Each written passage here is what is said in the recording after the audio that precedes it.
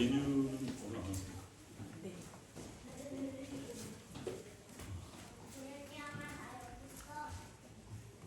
그러면 오늘 우리가 함께 교도관 말씀 중심으로 해서 광야, 성령, 영광이라는 제목으로 함께 하나님의 말을 나누겠습니다.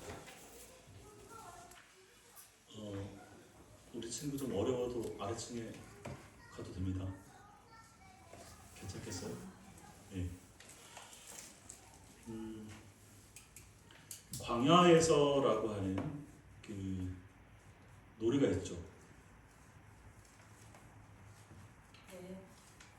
5분만 지금 고개를 끄덕이시는데 안치환이 불렀나? 여러 사람들이 내기도 하고 해서 불렀던 노래인데 가사를 제가 읽어드리겠습니다. 찢기는 가슴 안고 사라졌던 이 땅에 피오름이 있다. 부둥킨 두 팔에 솟아나는 하얀 옷에 핏줄기 있다. 해 뜨는 동해에서 해지는 서해까지 뜨거운 남도에서 광활한 만주벌판. 우리 어찌 가난하리요 우리 어찌 주저하리요 다시 서는 저 들판에서 움켜진 뜨거운 흙이여 라고 하는 가사입니다. 구약성경 출애굽기를 묵상할 때마다 생각나는 노래이기도 하고 신약성경에서 이제 오늘 딱 이 본문 예수님께서 광야에서 또 세례 요한이 광야에서 살았던 얘기하면 많이 생각나는 노래입니다. 여러분 광야라고 하는 부분하고 또 사막이라고 하는 그러한 단어 들으시면 무엇이 가장 먼저 떠오르십니까? 먹을 게 없다. 먹을 게 없다. 네. 또요. 출애굽. 살기 힘들다. 살기 힘들다. 먹을 게 없고 살기 힘들고 그것만 있습니까? 살기 힘들게 하는 게 뭐가 있죠? 먹을 게 없는 거 하고 예? 목마름, 물이 없고 장갑이나 해충. 해충의 위험이 있고 또 있죠. 다들 사막에 안 가보신 거군요. 네. 추위. 그러니까 낮에는 더운데 밤에는 또 이렇게 굉장히 춥다 이렇게 말합니다. 네.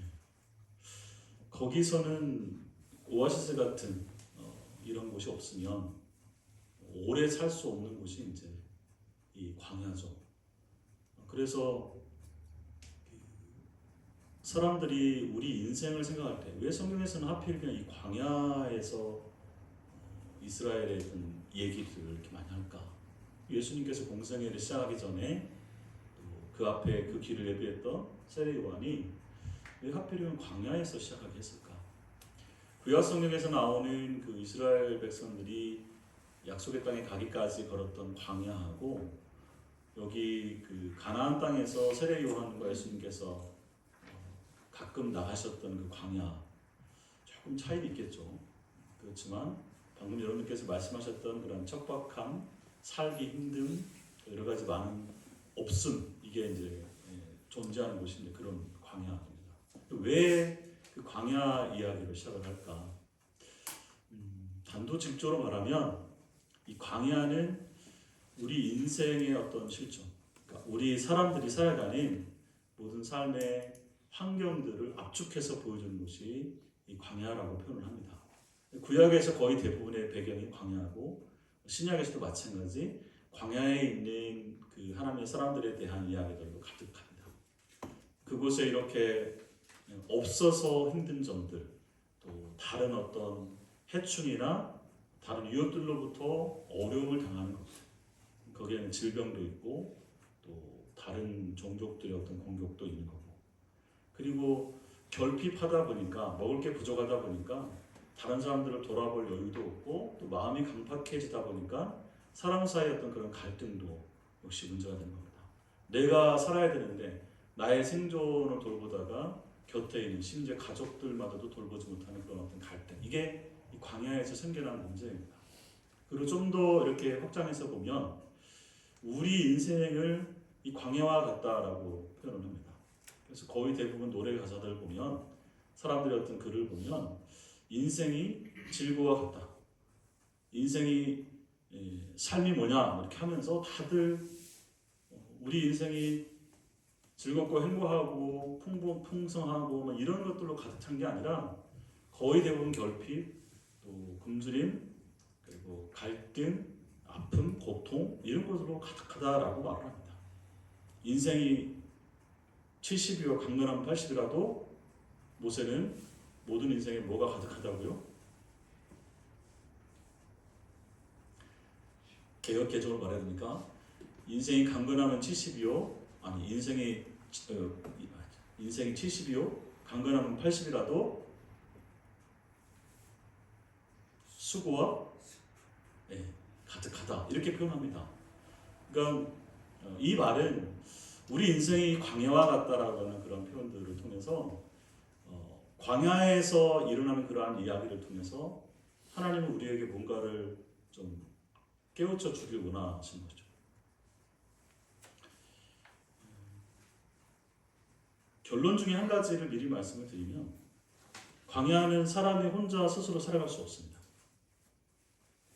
누군가 도와주지 않으면 거기서 살 수 없는 것이죠. 살아날 수 없는, 제대로 살아갈 수 없는 그런 것이 또 이 광야이기도 합니다. 그런데 세례 요한이나 예수님의 모습을 보면 또 이스라엘 백성들에게 출애굽하면서도 기대했던 그런 모습들을 보면 그 어느 것보다도 이 광야는 의지하고 살 수 있는 요소가 아무것도 없는데 그래서 더 진짜로 우리를 살릴 수 있는 우리가 살 수 있는 우리가 살아갈 수 있는 유일한 희망, 유일한 답이 하나님이라고 하는 사실에 대해서 더 분명하고 더 직접적으로 온전하게 경험할 수 있는 것도 역시 이 광야다라고 말합니다. 만약 광야가 아니라 도와줄 수 있는 사람들, 먹을 것이 풍성한 것들 그런 곳에서는 우리가 하나님을 볼 겨를이 별로 없죠. 필요성도 별로 느끼지 못하고 결핍된 후라야 우리가 아프고 힘들고 하는 일들이 제대로 되지 않을 때라야 그제서야 우리가 가지고 있는 힘이 우리가 가지고 있는 능력이 이러한 모든 것들로부터 우리를 벗어날 수 없다. 우리가 스스로 살 수 없다는 것을 깨닫고 그제서야 다른 이에게 도움을 요청하든지 그리고 그동안 우리가 잊었던 그런 하나님을 향하여서 기도하든지 이렇게 되는 것이죠. 그래서 그러한 한계, 절망의 그 절벽의 끝에 다다라서야 그제서야 하나님을 바라보고 그래서 그 마음에 하나님을 간절히 사모하고 구하고 찾게 된다. 그래서 어쩌면 광야는 그 어느 것보다도 가장 하나님을 깊이 만나고 고백하고 경험할 수 있는 그러한 장소이기도 하다라고 하는 겁니다. 이 이유 때문에 우리가 결핍이나 아픔이나 고통이나 어려움을 당하는 이유 가운데 한 가지도 이 광야를 우리에게 경험하게 하는 것이죠. 그럴 때 사람들은 조금 더 하나님을 알게 되고 신앙과 삶이 좀 더 성숙해지고 성장해 가는 것들을 저희가 경험하게 된 것이죠.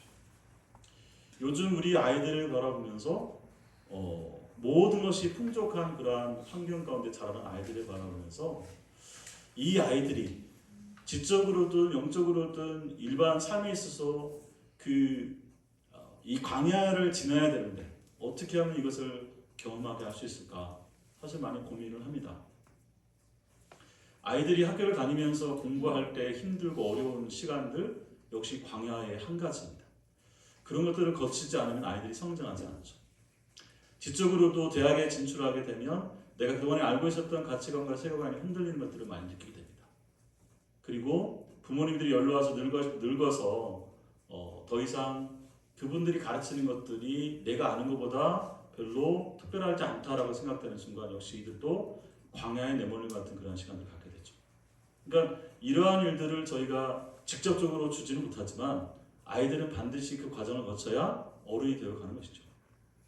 우리 신앙에 있어서도 마찬가지입니다. 우리 신앙도 이 광야를 거치지 않으면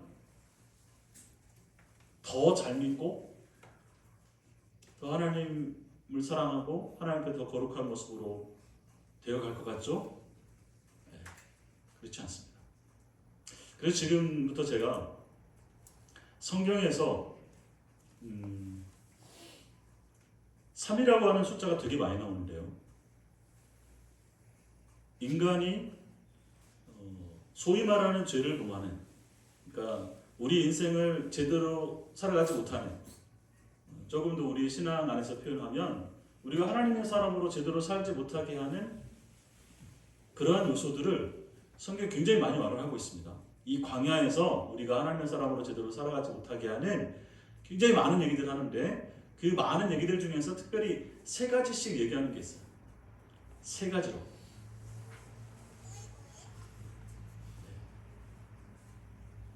자, 지금부터 제가 한 예를 들 테니까, 오늘 예수님이 받으시는 시험도 세 가지잖아요. 그죠? 그 다음에 이 표현은 우리가 혹시 어제 말씀을 실수로 묵상하신 분들 계시면, 어제 말씀이 예수님의 족보였죠.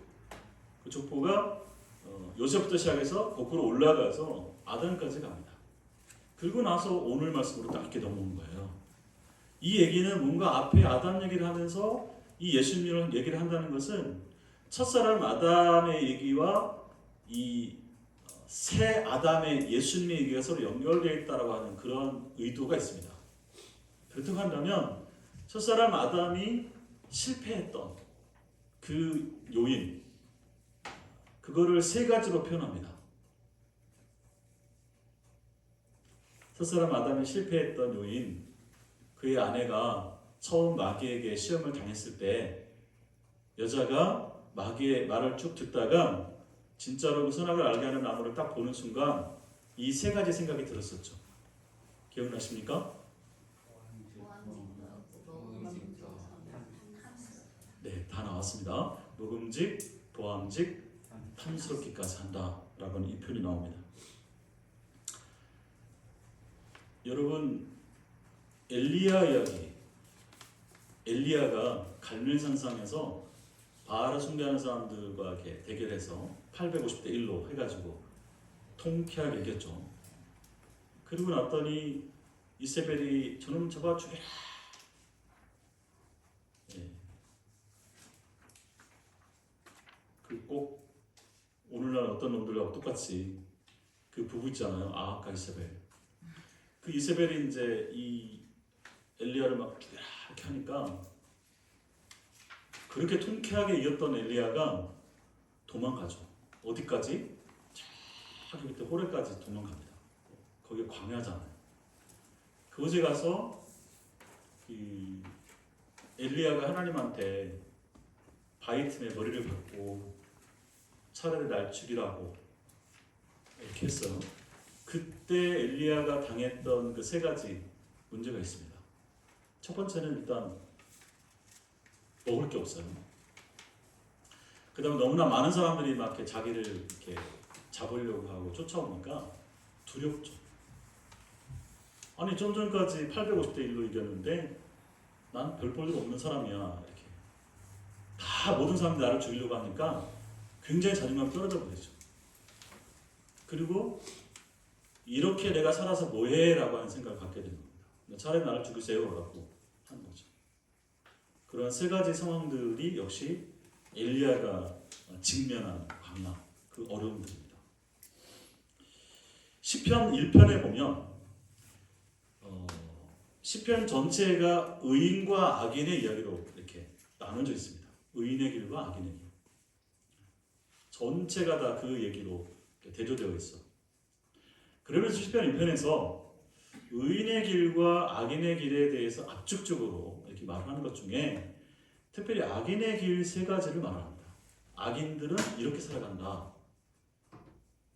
혹시 기억나십니까? 벌써부터 여러분들을 시험에 들게 해서 죄송합니다만 다음 주까지 제가 시험에 들게 할 겁니다.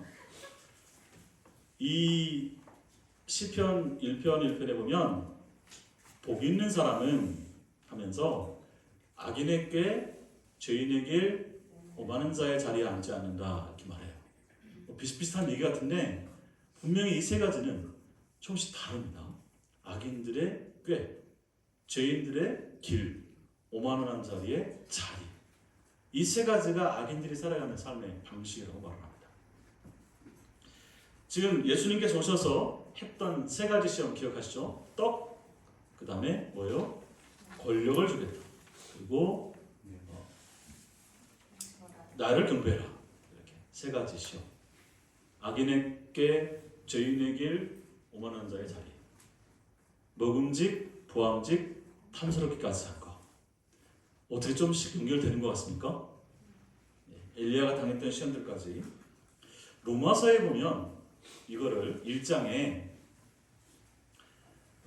하나님을 떠난 인간들이 갖는 세 가지 죄를 말합니다. 로마서 1장 18절부터. 태우 집사님, 지난주에 했던 세 가지 시험, 세 가지 죄 기억하십니까? 아니합니까? 제가 칠판 이쪽에다 썼는데 우리 김세현 집사님 혹시 기억나십니까? 우리가 지옥에 갈 수밖에 없는 소위 말하는 하나님께서 죄라고 여기는 구원을 받지 못하는 거룩한 백성이 되지 못하는 그 세 가지 문제를 함축해서 이거다라고 말씀을 드렸는데 말씀을 드리면 로마서 1장 18절부터 나옵니다. 제일 첫 번째, 하나님을 아예 인정하지 않는 거예요. 하나님의 존재 자체를 인정하지 않는 거. 이게 첫 번째 죄입니다. 두 번째는 하나님을 알되 하나님을 영화롭게 하지 않는다라는 죄가 있죠. 하나님 믿는다고 하는데 하나님과 상관없이 살아가는 거예요. 세 번째 죄가 뭐냐면 하나님을 섬긴다고 하면서 하나님을 버러지 형상으로 만들어서 하나님 아닌 것을 하나님처럼 섬기는 걸 말합니다. 우상숭배죠. 이 세 가지 죄를 로마서에서는 하나님을 떠난 인간, 그래서 하나님의 진노 아래 죽을 수밖에 없는 그런 존재가 된 인간의 상태를 이 세 가지로 말하는 거예요. 근데 앞에 있는 첫 번째는 하나님을 아예 인정하지 않고 존재 자체를 부인하는 사람들에 대해서는 사실 여기 앉은 여러분들하고 거리가 멀다고 생각을 하죠. 그렇죠? 아닌가요? 두 번째가 그래 나는 하나님을 알아. 하나님이 살아계신 거 내가 믿어. 그런데 그분을 영화롭게 하지 않는다. 영광을 돌리지 않는다. 이제 우리가 제일 많이 하나님께 영광을 돌리는 게 뭐냐 얘기를 하는데 이렇게 와서 예배를 드리고 찬양하고 하나님 말씀 묵상하고 이렇게 살아가면서 하나님께 영광을 돌린다라고 하는데 그보다 더 중요한 것은 하나님의 마음을 아는 거예요. 하나님께 영광을 돌릴 때 언제 부모님이 자녀들을 보고 가장 기뻐해요? 부모님의 마음을 제대로 헤아려서 아이들이 살아갈 때, 그렇죠? 공부를 잘하고 이렇게 뭔가 잘 되고 하는 이런 거 가지고 부모가 기쁨도 있겠지만 더 궁극적으로는 우리 자녀가 내가 우리 자녀를 그동안 기도하면서 길러냈을 때 자녀가 제대로 사람답게 온전하게 잘 살아갈 때 그때 이제 부모들의 기쁨이죠. 하나님이 우리를 지으시면서 목적하는 바가 있죠. 우리를 사랑하시면서 그토록 사랑하시면서 바라시는 게 있는데 그런 하나님을 믿는다고 하면서도 그 하나님의 마음과 기대를 전혀 관심 갖지도 않고 상관하지도 않고 그냥 내 인생은 내 마음대로 살아가는 거예요. 내가 필요할 때만 하나님을 찾는 그러한 방식. 이게 바로 하나님을 알되 하나님을 영화롭게 하지 않는 그런 죄라고 말을 합니다. 세 번째는 이 부분이 저희가 좀 약간 불편해지죠. 내가 하나님을 믿는다고 하는데 내가 이렇게 예배를 잘 드리고 하는 게 신앙생활 잘하는 게 하나님께 영광을 돌리는 거 아니야? 라고 생각했는데 그렇게 누구보다도 잘 살았던 예수님 당시의 유대인과 바리새인들 그리고 바울사도가 그토록 싸웠던 사람들 모두가 다 하나님을 알되 하나님을 영원하게 하지 않는 그런 문제가 있었습니다. 근데 그보다 더 심각한 것은 교회를 다니고 있는 우리가 더 심각한 것은 하나님을 믿는다고 하는데 하나님 아닌 것을 하나님처럼 섬기는 게 있어요. 나는 분명히 하나님을 정말 믿어. 근데 보면 그게 하나님이 아니야. 그러니까 하나님의 뜻과 하나님의 어떤 마음과 하나님의 계획 이러한 것들과 상관없이 하나님의 말씀과 상관없이 우리 자신이 욕심을 가지고 만들어낸 것을 우리가 우상이라고 말하잖아요. 우상은 탐욕의 산물이라고 말하죠. 내가 원하는 것을 내가 원하는 때에 내가 원하는 만큼 원하는 방식으로 나의 욕망을 이루어줄 그 뭔가를 만들어 놓고 그것을 숭배하면서 사실 숭배한다고 하는데 결국엔 보면 자기가 그것을 이용하는 거죠. 내가 필요할 때만 찾아가는 그런 신. 내가 원하는 것을 들어줘야만 되는 그런 신. 내가 때를 쓰고 부탁하면 당연히 언제든지 이걸 들어줘야 되는 그런 신. 그게 우상입니다. 우리는 그 정반대죠. 내가 원하는 것, 내가 간절히 바라는 욕망을 성취하는 분이 아니라 나를 정말로 사랑해 주신, 나를 만드시고 나를 살게 하고 나의 생명의 근원 되시는 그분의 뜻을 우리가 해야 돼서 그분의 뜻을 따라 살아가는 것이 가장 복되고 행복하다는 사실들을 알고 있기 때문에 나의 욕망이 이루어지는 나라가 아니라 그분의 뜻이 이루어지는 나라가 살아가는 그런 삶을 살아가는 것이 우리가 그리스도인이라고 말하는 것이죠. 그런데 우상을 숭배하는 사람들은, 하나님을 우상처럼 섬기는 사람들은 하나님의 뜻과 마음은 상관없죠.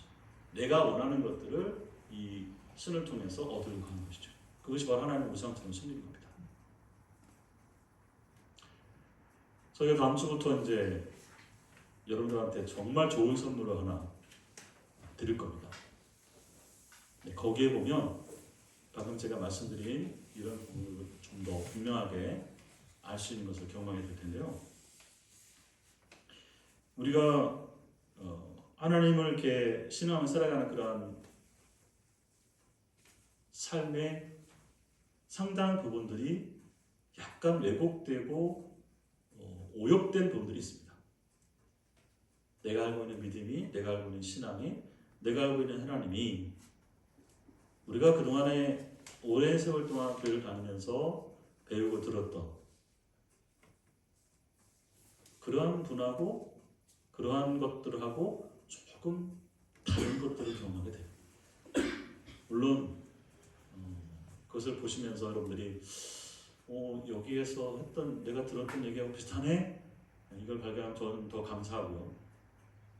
그렇지 않고 내가 지금까지 신앙생활 했던 많은 부분들이 상당히 기울어져 있었구나. 이것들을 깨닫게 된다면 더 감사하고, 그것만 깨닫는 게 아니라 진짜로 그 복음을 제대로 알 수 있으면 더없이 감사하고. 자, 로마서에서 말하는 하나님을 전혀 모르고 하나님을 알리 영합게 하지 않고 하나님 아닌 것들을 하나님처럼 숨기는 것, 이 세 가지 죄를 말하죠. 요한 1서 2장에 보면 또 이 우리를 불행하게 하는 문제가 되는 그 세 가지 죄를 말합니다.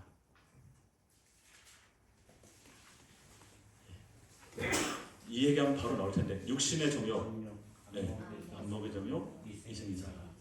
다 왜 세 가지씩만 말을 할까? 성경은 삼시세판.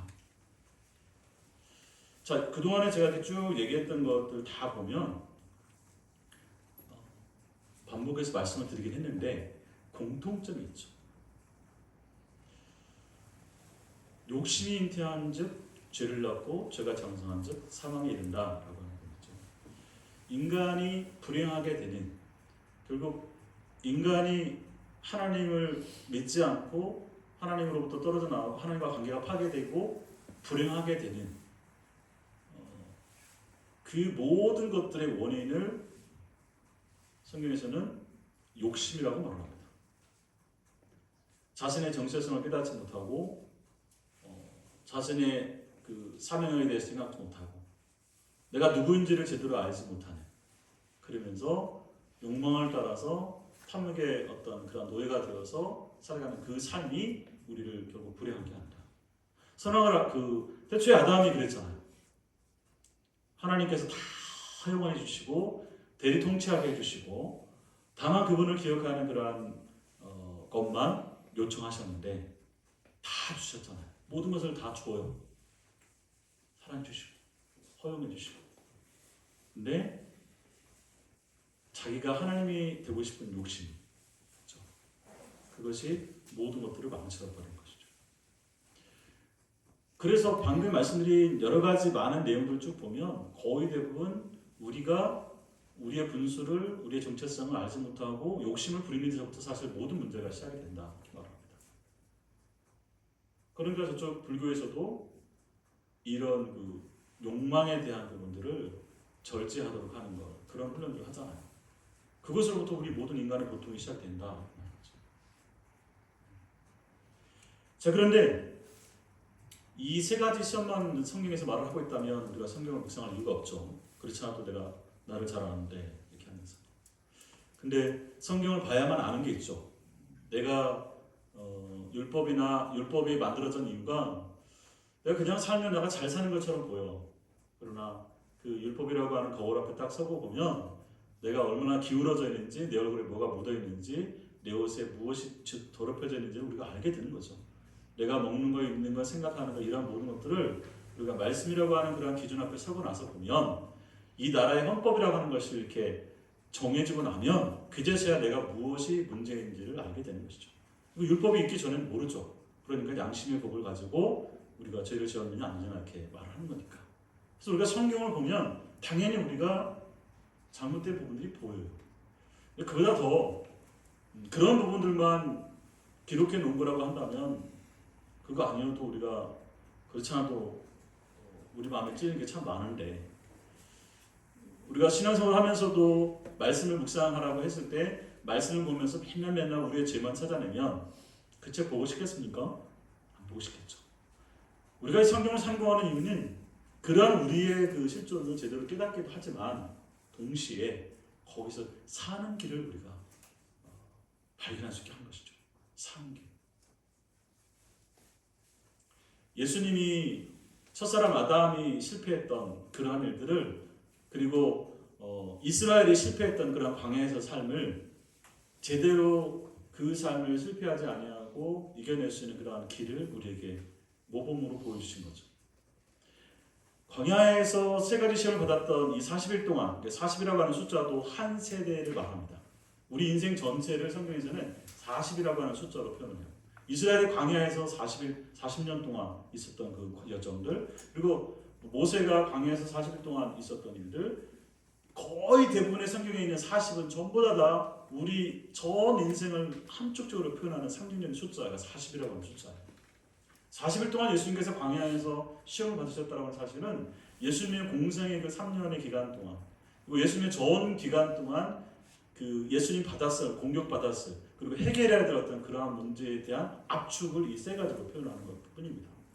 그러니까 조금 전에 우리가 죄에 대한 그 세 가지 얘기를 쭉 했잖아요. 그래서 제가 한마디로 욕망이라고 하는 것부터 출발한다고 말씀드렸잖아요.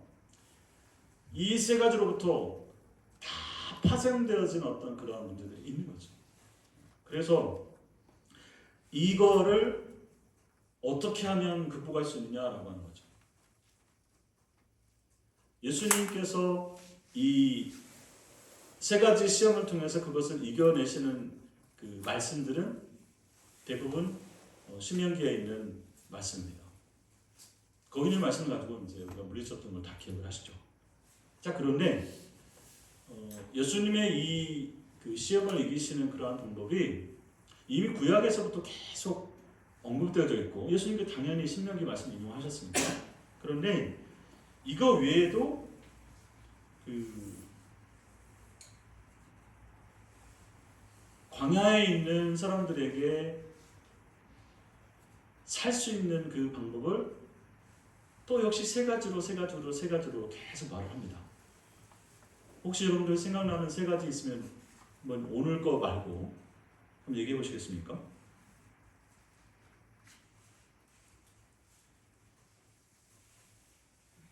일단 저희가 이거 이렇게 아마 그동안에 설교를 들으시면서 이런 얘기 들으셨죠. 그러니까 예수님이 마귀를 말씀으로 이기셨어. 그죠? 맞죠? 맞는 얘기예요. 틀린 얘기가 아니라 말씀으로 이기셨다. 그 말씀의 내용이 뭔지를 우리가 알아야죠. 그냥 말씀으로 이겼으니까 그 드라큘라 그렇죠? 그 축기할 때 성경책 갖다 들고 이렇게 하면 이긴다. 이게 아니잖아요. 우리가 우리를 위협해오는 이러한 욕심과 이런 많은 우리를 범죄하게 하는 그런 모든 것들을 이기는데 말씀으로 이긴다 그러면 성경책 갖다 들이대면 되는 게 아니라 거기는 말씀을 내가 제대로 알고 믿고 해야 되는 거죠.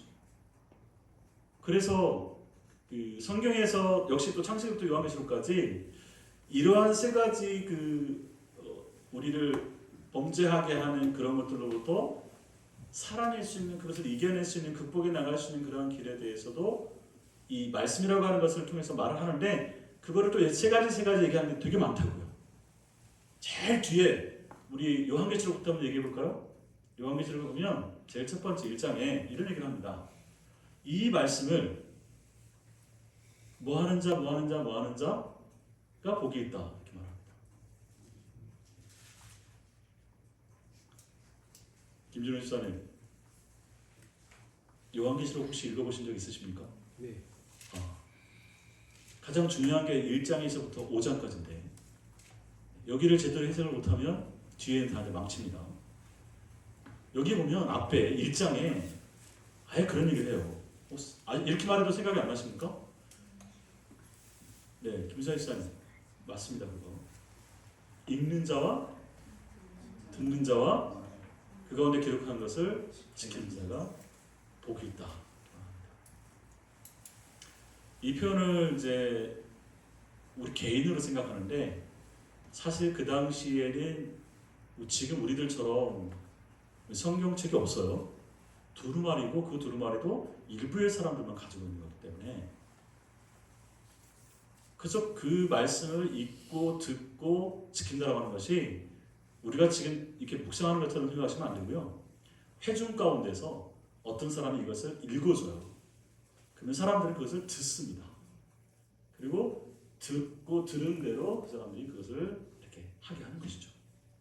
지금 저희가 이 말씀을 함께 읽고 이렇게 설교하고 그리고 여러분들이 그 말씀 따라 살아가는 건 똑같은 거죠. 근데 지금 이게 우리는 개인화되어서 우리가 각자가 이 말씀을 묵상하고 그 말씀을 지켜 살아가는 것이죠. 그런 사람들은 복이 있다, 산다라고 하는 겁니다.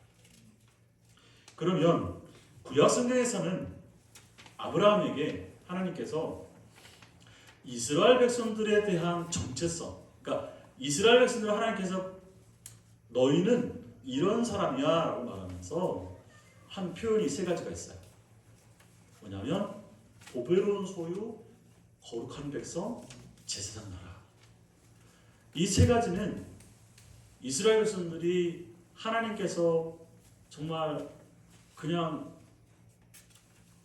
세운 게 아니라 값주고 사신 정말 귀하게 택하고 세운 그러한 백성, 그걸 보배로운 소유라고 말합니다. 그리고 거룩하신 하나님을 따라서 거룩한 백성으로 살아갈 수 있도록 하는 어떻게 살아가야 될 것인가라는 부분들을 상징하는 표현이 거룩한 백성이에요. 그리고 마지막에 제사장 나라라고 하는 것은 이스라엘의 사명을 말하는 겁니다. 너희만 잘 먹고 잘 사는 게 아니라 너희를 통해서 열방의 복을 얻게 하는 축복의 통로로 너희가 살아가야 된다 이렇게 말하죠. 이거를 신약 성경에서는 한마디로 왕 같은 제사장이다 이렇게 표현합니다. 우리 그리스도인을 표현할 때 구약에서는 보배로운 소유 거룩한 백성 제사장 나라고 표현했는데 신약 성경에서는 너희는 왕 같은 제사장이야 이렇게 말합니다. 그 다음에 또 아까 엘리야 문제를 어떻게 하나님께서 해결해 주셨을까요? 하나님께 날 죽여라 이렇게 막 했을 때 하나님께서 이 엘리야에게 찾아오셔서 제일 첫 번째는 여러분 까마귀가 물어다주는 얘기 기억하시죠? 일단은 그 엘리야를 먹입니다. 너무나 오래도록 달려와서 탈진되어 있으니까 먹을 것을 줘요. 그리고 나서 자존감이 확 꺾여 있는 그에게 이렇게 표현해서 어떨지 모르겠는데, 야, 네가 지금 이럴 근본이냐? 너 이거밖에 안 되는 사람 아니야. 850대 1도 했잖아. 그리고 내가 너를 어떻게 했는데 이거 가지고 네가 이렇게 자존감을 잃고 날 죽이려 하면 되겠냐 이렇게 말합니다. 그의 자존감, 그의 정체성을 회복시켜 주는 거죠. 그러면서 눈을 반짝반짝 뜨고 있을 때 엘리야에게 하나님께서 뭐라고 말씀하시냐면 네가 여기서 이러고 있을 게 아니라 앞으로 네가 해야 될 일이 있다. 너에게 사명이 있다는 얘기를 합니다. 그래서 사명에 있는 사람은 죽지 않는다 이렇게 말하잖아요. 사명을 다하면 우리 인생이 다하는 거다 말하는데 이렇게 해서 엘리야를 사실 회복시켜줍니다. 살려줍니다. 물론 마지막 그 사명을 엘리야가 다 깨닫지 못했는지 어땠는지 모르겠지만 그 역할을 나중에 엘리사가 합니다. 실은. 근데 중요한 것은 이 먹이시고 정체성을 확인시켜주고 그리고 사명을 주는 것을 통해서 이 엘리야를 회복시켜 주셨다는 거죠. 시편 1편에서 악인에게 죄인에게 오만한 자의 자리에 서지 않고 복 있는 사람은 어떻게 살아간다고 합니까? 오직 여호와의 율법을 즐거워하여 그 율법을 즐거이 주야로 묵상하면서 살아간다 이렇게 말합니다. 그러면 그가 여호와의 집에 영원히 거한다 이렇게 말합니다. 복 있는 사람은 내가 말씀을 잘 묵상하기 때문에 말씀을 잘 배우는 거기 때문에 구원을 받고 하나님의 사람으로 살아간 게 아니고요. 하나님이 그러한 삶을 살아갈 수 있도록 우리를 새롭게 만들어줬기 때문에 그전에는 내가 세상 사람들이 살아가는 악인들이 살아가는 방식대로 악인들의 처세를 따라서 그 오만한 마음을 가지고 살아갔다고 한다면 그게 아니라 우리가 사는 것은 하나님께서 우리의 모든 생사하고 주관하시는 분이시구나 라고 하는 것을 그분을 알고 그분을 따르고 그분의 인도와 보호를 따라 살아가는 것이 우리가 제대로 사는 거구나 라고 하는 것을 깨닫고 그 말씀을 듣는 거예요. 그런 삶의 자세에 대해서 말하는 것이지 이 묵상이나 예배나 이런 우리의 신앙의 이런 것들이 우리가 복되게 살아가는 것에 대한 조건이라고 생각하시면 안 됩니다. 이 예배를 드리는 게 우리가 내가 이걸 잘 드리고 헌신하고 그러면 하나님 우리에게 뭘 줄 거야 라고 해서 드리는 거면 그게 바로 우상이 드리는 제사와 똑같은 거예요. 이것들을 저희가 이제 고쳐나가야 됩니다. 예배는 하나님이 우리에게 주신 것에 대한 내가 응답으로서 표현하는 것이지 하나님 우리에게 당신이 뭔 돈이 부족해서 뭔 시간 우리의 어떤 그 헌신이 필요해서 우리에게 이러한 것들을 하라고 하는 거 아닙니다. 하나님 부족한 게 없는 분이잖아요. 그래서 우리가 그분한테 뭘 갖다 떡을 해가지고 바쳐서 드려가지고 열심히 일하면 헌신하면 하나님 우리에게 더 큰 복을 주고 더 많이 사랑할 것이다 라고 생각하는 순간 그게 바로 우상 숭배가 된다라고 말씀드린 거죠. 복 있는 사람은 그렇게 사는 게 아니라 세상 사람이 살아가는 그런 방식, 우상을 섬기는 사람들의 삶의 방식을 따라 살아가는 것이 아니라 우리의 모든 생사복이 하나님께 달려있음을 알고 그분을 바라보고 그분 안에 거하고 그분의 인도를 따라 살아가는 삶, 그것이 가장 복된 인생이다. 그것이 주님 안에 여호와의 집에 거하는 삶이다라고 하는 그러한 방식으로 살아가는 사람들을 말합니다. 예수님께서 지금 이 시험을 이기는 방식들을 보시면 우리가 하나님 말씀으로 사는 것이다 이렇게 말하죠. 사람이 떡으로만 사는 게 아니라 하나님 말씀으로 하나님의 통치와 하나님의 인도하심을 따라서 우리가 살아가는 것이다. 두 번째는 그 하나님만을 경배하고 하나님은 시험의 대상이 아니라 신뢰의 대상이지 우리가 내가 이렇게 하면 하나님께서 주나 안 주나 하나님 어디 계시냐 이런 게 아니라 하나님은 끝까지 우리가 내가 그분을 잘 모르기 때문에 나는 혹시 문제가 있을지라도 그분은 결코 그러신 분이 아니라고 하는 그런 신뢰의 대상이지 내가 혹시 이렇게 하면 하나님께 어떻게 하니까 볼까? 이런 시험의 대상이 아니라고 합니다. 이런 모습들을 우리에게 압축적으로 보여주는 게 지금 예수님의 모습이죠. 마태복음 23장에 보면 의와 인과 신이라고 하는 얘기를 합니다. 우리가 사는 길이 우리가 복 있는 자로 살아가는 길이 의와 인과 신을 쉽게 얘기하면 정의, 올바른 도리, 그리고 한결같은 사랑, 인애, 그리고 하나님을 신뢰하는 거다 이렇게 말합니다. 전부 다 세 가지예요. 또 계시록에 아까 말했던 것처럼 읽는 자와 듣는 자와 지키는 자가 복이 있다 이렇게 말합니다. 이 모든 것들을 다 함축해서 또 우리가 한마디로 표현해줘야 여러분들이 끝나고 가실 때 그거라도 기억하시죠. 뭔 얘기를 되게 많이 한 것 같은데 한 가지라도 기억해야 되잖아요. 저는 예수님께서 보여주신 이 시험을 이기는 그 모범, 이 광야에서, 이 광야 같은 세상에서 우리가 결국 하나님의 사랑으로 영생 공락을 누리는 그러한 삶을 온전하게 살아가는 그러한 길이 어디가 있느냐라는 것이죠. 우리의 열심, 우리의 헌신, 우리의 어떤 신앙적 이런 행위 그런 것으로 우리가 사는 게 아니라 예수님께서 말씀하고 싶어 하시는 게 뭐냐면 우리가 막 열심히 막 말씀을 사모하고 막 듣고 이렇게 해라. 그거는 우리가 많이 들었어요. 근데 그보다 그렇게 하는 이유에 더 근본적인 그 방안이 뭐냐는 것이죠. 예수님께서 이 땅에 오셔서 사람들에게 그토록 가르쳐주고 싶었던 그런 하나님의 나라에 대한 근본적 얘기가 뭐냐라는 것이죠. 하나님을 떠난 인간들에게 너희가 내게로 다시 오라라고 말하면서 그들에게 그토록 깨우치고 알고 싶게 하고 그것이 우리가 사는 길이고 그것이 영생의 길이라고 말하고 그것이 복 있는 자의 길이라고 말하고 그것이 우리가 구원의 길이라고 말하는 그것이 뭘까? 여러분 뭐라고 생각하십니까? 우리가 이 광야 같은 세상에서 우리가 사는 길이 하나님께 있는데 그 하나님을 믿는 거든지 하나님을 예배하는 것이든지 하나님 말씀을 묵상하는 것이든지라고 하는 이런 모든 것들의 근본적으로 우리에게 말하고자 하는 게 뭘까? 하나님을 제대로 하는. 그렇게도 표현하시고요. 예? 사랑하는. 하나님을 사랑하는 것이다. 예, 맞습니다. 예, 또 저는 이거라고 생각합니다. 그러니까 그런 표현들을 다 압축해서 한마디로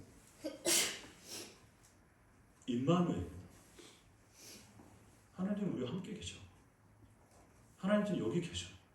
우리 가운데 계시고 우리가 먼저 우리를 사랑하시고 우리를 하시고 그분이 이 땅에 오셔서 저 멀리 있는 다른 차원에 있는 게 아니라 이 땅에 성신을 오셔서 우리 가운데 거하시는 그분. 그분이 지금 우리와 함께 계셔. 너희가 내 안에 있어. 우리가 그분 안에 있는 거야. 라고 하는 것을 깨닫게 하는 거죠. 그것을 아는 사람이 말씀이든 예배든 우리의 삶의 내용이든 모든 것들을 나는 지금 하나님과 함께 있어. 코람도 하나님 앞에 있어. 하나님 안에 있어. 내가 그 안에 그분이 내 안에.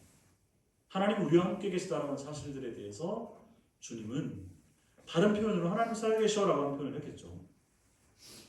그 부분을 우리에게 이런 다양한 형태로 깨우쳐 주는 겁니다. 광야에 있어도 골방에 있어도 우리가 사망의 영침한 골짜기에 있을지라도 내가 그 모든 것들을 두려워하지 않는 이유는 주께서 나와 함께 하시리라 말하죠. 그래서 창세기부터 요한계시록까지 다 보면 인간의 탐욕으로 인해서 그 하나님 안에 있는 것들을 벗어나려고 그러고 그분의 어떤 보호와 인도와 함께 하심에 대해서 거절하려고 그러고 내가 주인 되려고 하고 내가 왕이 되려고 하고 하나님 아닌 것들을 그렇게 했던 그런 모든 것에서 하나님은 끝까지 내 안에 품으려고 하고 오라라고 하다가 안 되니까 어떻게 해요?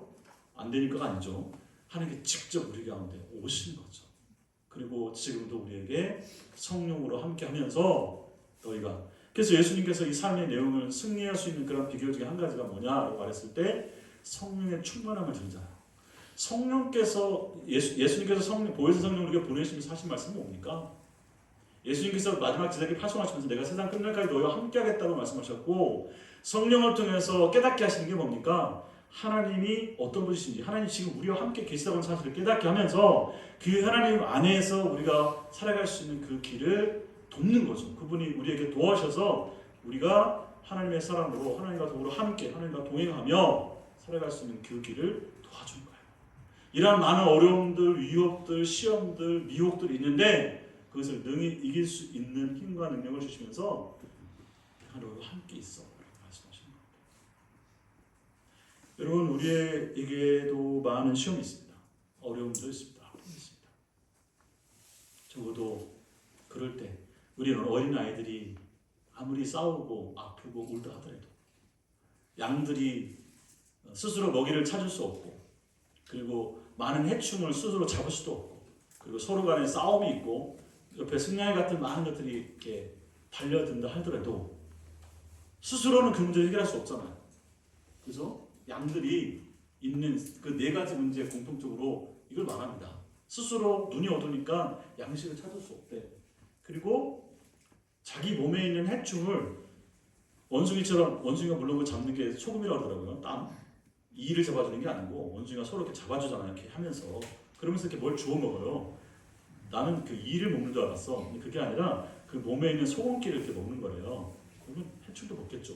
근데 양들은 안 되잖아. 털이 너무 많아가지고 막 욕심이 너무 많아가지고 나중에 털에 제끼제끼 뭐가 붙으면 스스로 일어나서 걸어갈 수도 없어. 그리고 자기들끼리 서로 싸우면 죽을 때까지 서로 막 싸우고 있고. 그리고 승냥이 같은 이 늑대 같은 개들이 오면 스스로 그것을 방어할 수 있는 힘이 없는 거예요. 그러한 양의 모습을 인간의 실존이라고 표현하는 겁니다. 우리 스스로 우리가 우리 힘으로 제대로 살아갈 수 없는 그 상태, 마치 광야에 있는 그 사람의 상태가 양들의 모습하고 똑같아요. 근데 그걸 딱 한 방에 해결해 주는 길이 뭐예요? 양들이 살 수 있는 길이에요. 그 모든 굶주림, 그러한 해충, 그리고 그 뭐죠? 식량의 위협들, 서로의 갈등들이 다 한 방에 해결되는 그 길이 뭐냐 이거죠. 그렇죠. 목자가 딱 오면 끝나는 거죠. 우리가 그분을 만난 거잖아요. 그런 하나님을 믿고 있는 거잖아요. 그런 분인 거를 그렇게 듣고 알고 배웠잖아요. 그렇죠? 근데 그분이 간절히 원하는 것은 내가 여기 있다라는 거죠. 내가 너희 가운데 있지 않냐. 그래서 우리한테 뭘 요구하지 않아요. 열심히 더 헌신하고 막 봉사하고 일을 아니에요.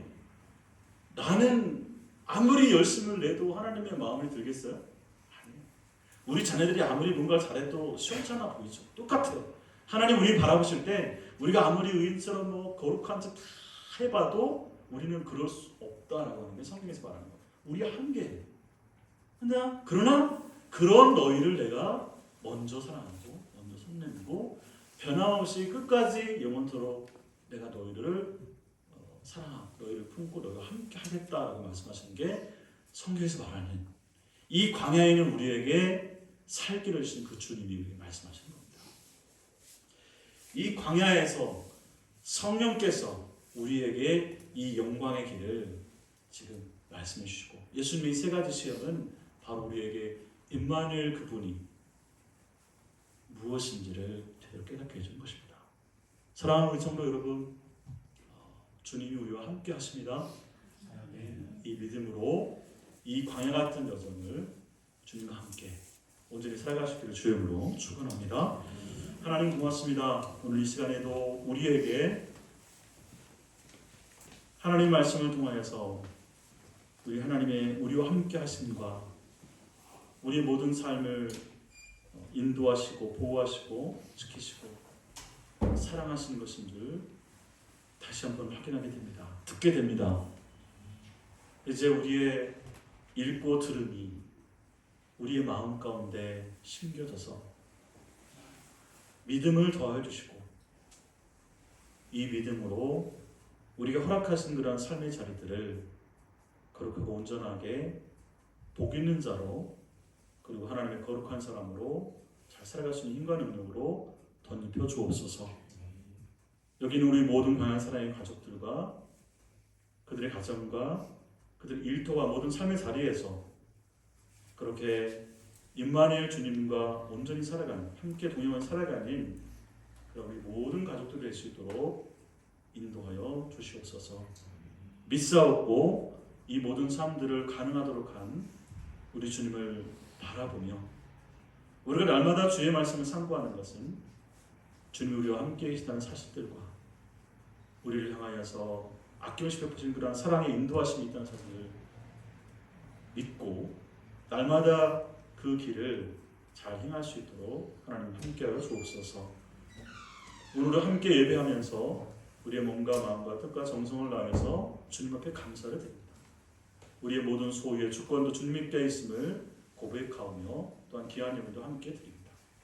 주님 기억하여 주시옵고 우리 모든 믿음의 가족들이 오직 하나님 한 분만 섬기며 우리에게 주어진 모든 것들을 대리 통치자로서 잘 다스리며 관리하며 통치하며 누리며 살아가는 우리 가족들 될 수 있도록 주님 축복하여 주옵소서.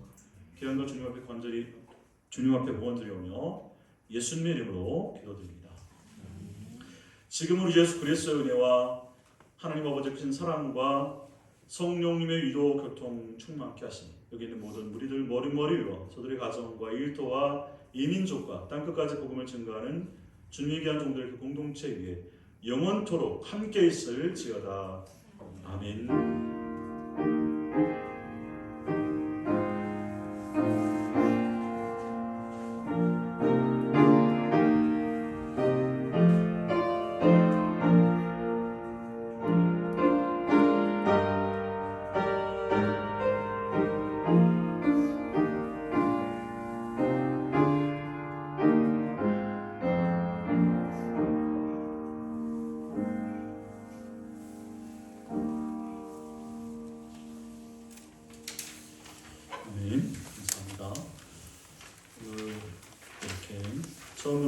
교회에 오셔서 함께 예배하시는 분이 계십니다. 진심으로 환영합니다. 마치고 잠깐 얘기 나누고 오셨으면 좋겠습니다.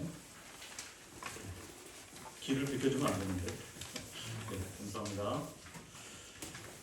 우리 김사일선 아드님이십니까? 네, 이름이 어떻게 되죠? 영광? 주부에 나와 있는데? 네, 반갑습니다. 그리고 제가 재밌는 일을 좀 준비를 했습니다. 다음 주 우리가 이제 오가족 예배 드릴 때 성경 퀴즈를 한번 해보려고 합니다. 시험 범위는 누가복음 1장에서부터 5장까지. 그래서 이번 주 금요일까지 본문입니다. 그래서 이제 그동안에 못했던 것만 쭉 한번 읽어보시면 되고요. 그렇게 해서 다음 주에 도전 월든벨처럼 하겠습니다. 그런다고 해서 뭐 벨 치고 하는 사람 찾고 그런 건 아니고요. 모두가 다 시험에 끝까지 임할 수 있도록 그렇게 하겠습니다. 도전 골든벨은 처음에 떨어지면 그 뒤에 시험 안 보도 되잖아요. 그러면 뭐 별로 의미가 없죠. 그래서 끝까지 다 전수로 하겠습니다. 이거는 우리 아이들도 같이 할 겁니다. 그러니까 아이들 앞에 뭐가 안 팔리려면 네, 수준에 맞게 준비해서 진행하고요. 그래서 보드판도 준비합니다. 개인별로. 저희가 자석이 이러다 보니까 뭐 서로 컨닝하고 이런 것도 어쩔 수 없고 오픈 테스트도 해야 되고 매주형 책도 가져오시면 됩니다. 그래서 원래 시험 오픈 테스트 해도 어딘 줄 알아야 빨리 찾잖아요, 그죠? 네. 그렇게 준비를 해주시고요. 그 다음에 이제 주보에 나와 있는 신앙 선 아래라고 하는 표현들은 우리가 보통 신앙 사경회라고 말하죠. 사경회는 이제 성경을 통해서 신앙 교육과 훈련을 받는 특별한 그런 어떤 집회를 말할 때 신앙 사경회 합니다. 저희는 이제 작년 연말에도 연초에도 특별 새벽기도회, 뭐 특별 집회, 특별 사경회 이런 것들이 전혀 없이 이렇게 지내왔어요. 근데 봄이 뉘엿뉘엿 오고 있습니다. 그래서 제가 최근에 이 복음의 안기다라고 하는 이 책을 쓰신 최병성 목사님을 제가 한 7년 정도 됐는데 최근에 이 글을 포스팅을 하나 했어요. 자기가 쓴 10여 년 전에 쓴 이 책이 2012년에 이 책을 쓰셨거든요. 이분은 사진 작가이기도 하고 그 다음에 그러니까 여기 책 안에가 이분의 사진, 자기가 찍은 사진으로 전부 다 이렇게 삽화로 들어가 있습니다. 그리고 이분이 쓴 유명한 책 중에 한 가지가 뭐냐면 쓰레기 시멘트. 기억하십니까? 그런 책 제목 못 보셨어요? 우리나라의 아파트에서 건축하는 그런 모든 시멘트가 일본에서 폐기물을 들여와가지고 거기에는 핵폐기물도 있고 많은 것들이 있는데, 그러니까 그것들을 가져와서 이렇게 아파트에 시멘트를 만들다 보니까 그걸로 지어진 아파트에서 사는 새 아파트 사는 사람들이 이 아토피가 굉장히 많이 발생하는 원인을 발견하신 분이 이분이에요. 그리고 동강 같은 데서 환경운동도 하시고 사회운동이나 그런 활동들을 되게 많이 하시는 분이고, 이제 제가 아는 분께 지난번에 황금교회 한번 집회를 오셨었어요.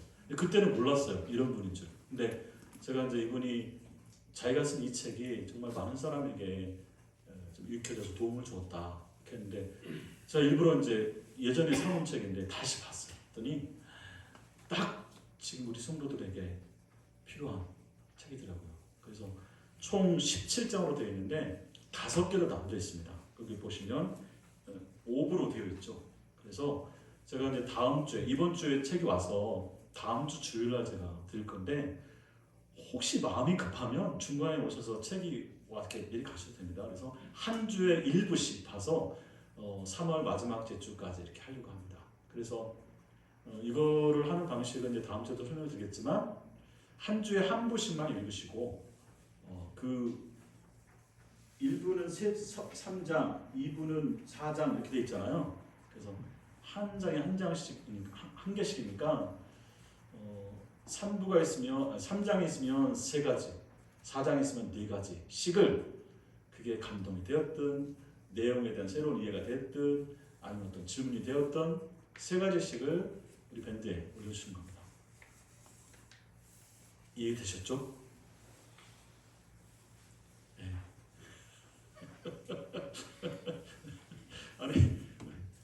작성하는 것도 힘든데 이것도 읽으라고 네, 이거 읽으십시오.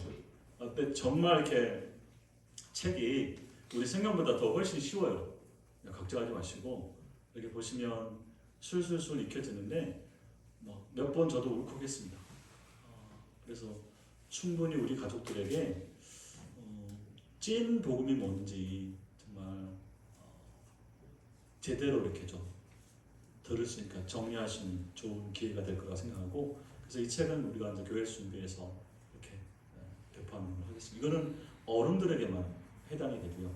저희가 이제 다음 주 좀 지나면서부터 사순절이 시작이 되거든요. 그래서 작년에 저희가 사순절 예쁘게 보냈던 거 기억하시죠? 벌써 2년 전인가요? 작년이 아니고. 네. 그래서 이번에는 우리 어른들은 이 책으로 사순절 시간들을 좀 보내면서 진짜로 복음을 좀 만나는 그런 시간 좀 가지려고 합니다. 기대가 되죠? 네. 제가 뭐 안 좋은 거 소개하던가요? 네. 그렇게 해서 다음 주에 저희가 이 책을 나누고 이번 한 주간은 뭘 봐야 된다고요? 시험 공부해야 되죠? 누가복음. 네. 예수님 혼자만 시험 보는 게 아니고 우리도 함께 이 시험에 들어서 좀 준비해 주시면 좋겠습니다. 이의 있으신 분? 없습니다. 다음 주에 교회 안 올 거야 지금 그런 말 하고 있습니다.